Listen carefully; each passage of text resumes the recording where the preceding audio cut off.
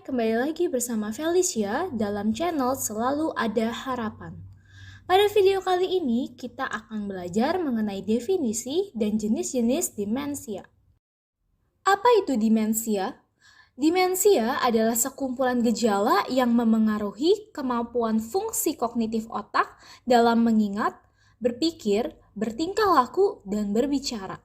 Sebenarnya, demensia bukanlah istilah penyakit yang sesungguhnya, melainkan istilah untuk menggambarkan sekelompok gejala yang mengganggu fungsi otak. Kondisi ini memiliki banyak sebutan lain, seperti gangguan neurokognitif mayor atau penyakit pikun. Meski pada dasarnya tidak semua orang pikun mengalami demensia. Pikun sendiri adalah menurunnya daya ingat seseorang yang umumnya disebabkan oleh menuanya usia. Namun, orang dengan penyakit demensia sangat khas mengalami gejala pikun yang cukup parah. Tingkat keparahan. Adapun tingkat keparahan kondisi ini bisa beragam, mulai berkisaran dari yang ringan hingga berat sekalipun. Bahkan bukan tidak mungkin kondisi yang memengaruhi fungsi otak ini bisa mengubah kepribadian seseorang. Sifat progresif. Penyakit yang menyerang otak ini juga bisa bersifat progresif, yang artinya dapat berkembang semakin buruk dari waktu ke waktu.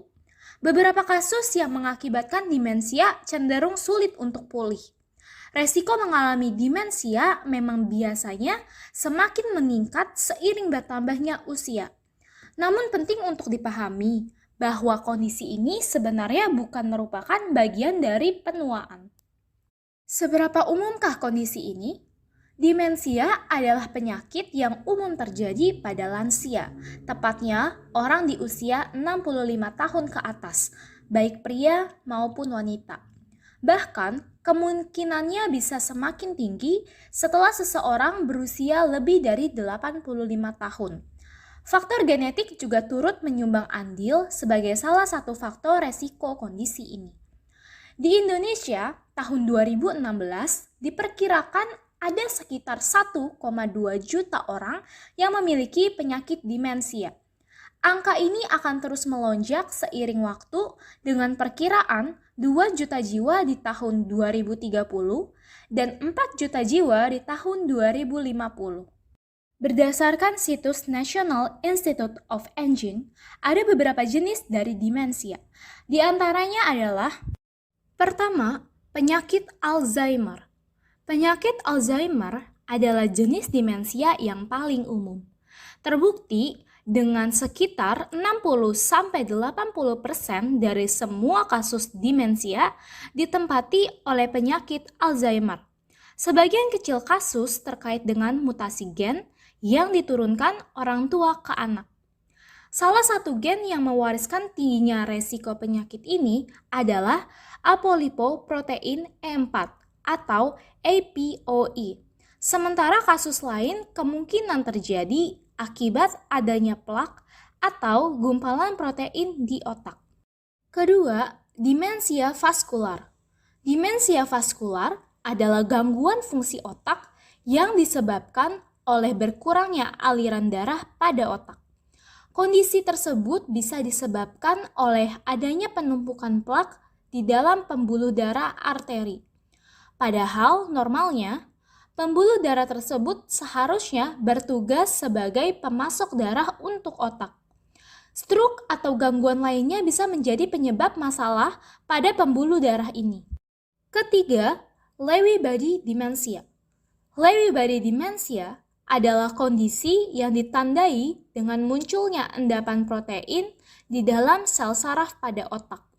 Akibatnya, fungsi otak untuk menghantarkan sinyal kimia ke seluruh tubuh pun terhambat. Itulah mengapa orang yang mengalami hal ini biasanya memiliki penurunan daya ingat dan respon yang cenderung lambat. Lewy body dementia merupakan salah satu jenis demensia progresif yang cukup umum. Keempat, demensia frontotemporal. Demensia frontotemporal adalah sekelompok penyakit yang ditandai dengan rusaknya sel-sel saraf di lobus frontal temporal otak, yakni di bagian depan. Bagian otak ini umumnya bertugas untuk mengatur kepribadian, perilaku, dan kemampuan berbicara. Kelima, kombinasi demensia. Penyakit pikun ini merupakan gabungan dari 2 atau lebih jenis demensia, seperti penyakit Alzheimer, demensia vaskular, dan Lewy body disease. Ada banyak faktor yang bisa meningkatkan risiko demensia. Di antaranya adalah faktor risiko demensia yang tidak bisa diubah. Pertama, usia. Anda lebih rentan terkena kondisi ini setelah berusia 65 tahun. Namun, tidak menutup kemungkinan untuk terjadi saat usia muda. Yang kedua, riwayat keluarga. Memiliki anggota keluarga dengan penyakit ini menempatkan seseorang memiliki resiko lebih besar untuk mengalaminya. Yang ketiga, Down syndrome. Banyak orang dengan Down syndrome mengalami penyakit Alzheimer pada usia parubaya. Faktor resiko demensia yang bisa diubah. Pertama, penyalahgunaan alkohol. Sering minum alkohol dalam jumlah banyak bisa membuat Anda memiliki resiko lebih tinggi untuk mengalami kondisi ini. Kedua, faktor resiko penyakit kardiovaskular. Faktor resiko tekanan darah tinggi atau hipertensi, kolesterol tinggi, menumpuknya lemak pada dinding arteri, dan obesitas. Kesemua hal tersebut dapat meningkatkan resiko terkena kondisi ini. Ketiga, depresi. Meski belum dapat dipahami dengan baik, depresi pada usia lanjut mungkin mengindikasikan perkembangan demensia. Keempat, diabetes.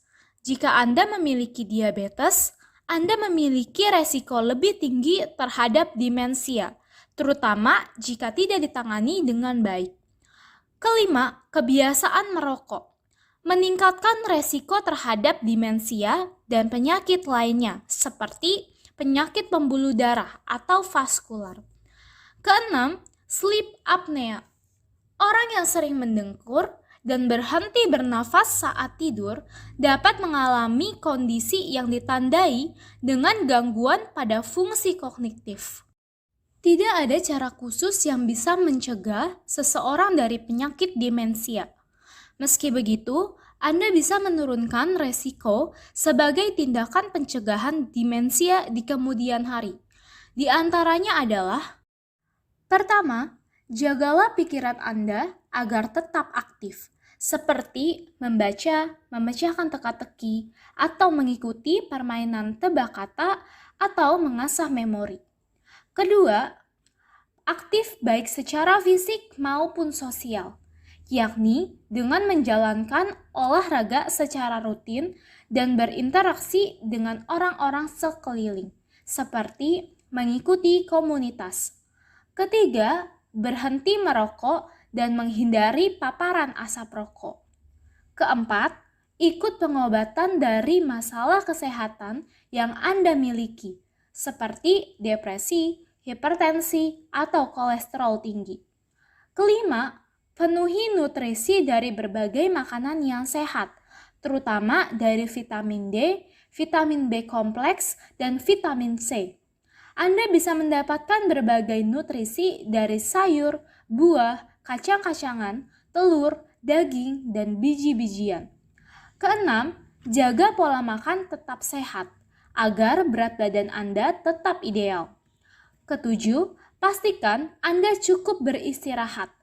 Jika Anda memiliki gangguan tidur, jangan ragu untuk konsultasi ke dokter.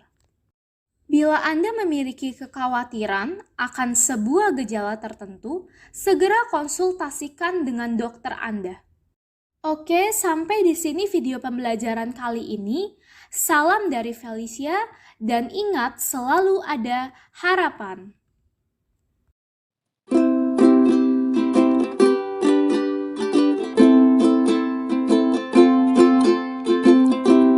There's a hope in every single thing you do. There's a hope in every single thing I do. So don't give up and face all things in front of you. Just pray and do your best in every single things you do. Even if you face the stormy cloud and you feel sad, lonely and down, just remember that you're not alone. There's a hope in every single things you do. There's a hope in every single things I do. So don't give up and face all things in front of you. Just pray and do your best in every single things you do.